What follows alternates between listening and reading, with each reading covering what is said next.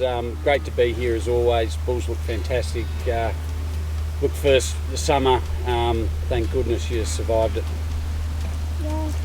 It's been a tough year, Ben, but it's been tough for many people in the area. But I think of our northern neighbours have had 3 years of drought and how tough it's been to them, and now we've been hit with fires on 3 properties. But there's one thing I'd like to say first up is just thanks to the many people that came uninvited straight after the fires and made our difficult job so much easier. And the number of clients and that have given us good wishes, and that is just beautiful.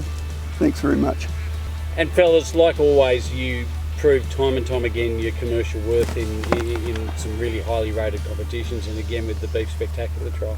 Oh, thanks, Ben. We had the top steer in the competition this year as well as last year, and we got a equal third overall.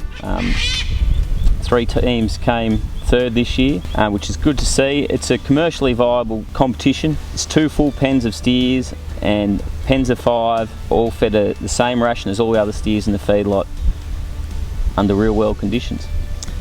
I like the objective way this trial works, because you just select 5, which is a fair selection of steers.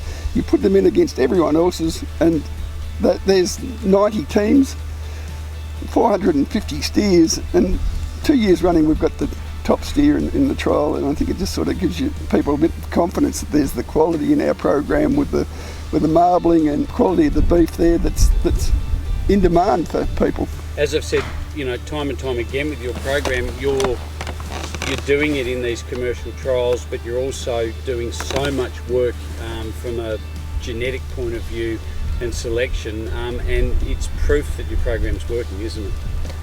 Yes, that's correct, Ben. We put a lot into our genetics. This year's composite sale bulls average in the top 4% for API. It's a big database. There's 16 million animals recorded in the database.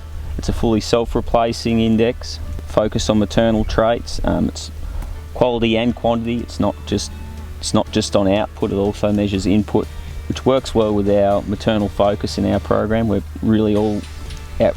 It's hard to get the cow side right. Sometimes it's not as easy to sell as just pure growth, but to get the cows in calf every year on a tight joining under commercially viable stocking rates is just number one to us. And the best thing about your program is that your clients are doing so well with your genetics as well.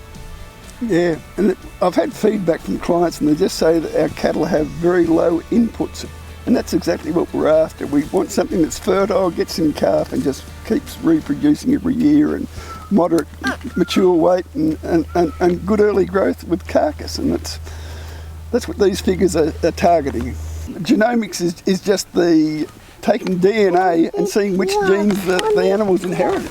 It's just changing the whole breeding philosophy from where you went from mid-parent value. You actually know which side of the genes are inherited by the animal, and it just makes it so much more accurate and it's actually doubled a lot of the accuracy of a lot of traits, which is a huge leap forward. That hasn't happened in 30 years. There hasn't been a revolution like that. So genomics is a big word, but just simply making your figures more accurate is probably the simple solution. Fellas, another great lineup of bulls, both in the Red Angus and the composites. Thanks, Ben. It's great to see the bulls just seem to get better and better every year. It's a great sign that our program's heading in the right direction. It's just a number of factors all coming together and working for us. We're selecting bulls that are the top of their indexes throughout the world and bringing them together in the one program, and that's why we've managed to get up the very top of those things. The selection factor of the bulls is getting tighter and tighter, and we're getting more and more profitable cattle, we hope. Well, and you're proving it commercially. Yeah, the people don't have to understand all these numbers and that, because we've got bulls that are in the top 4% of the whole 14 million figures.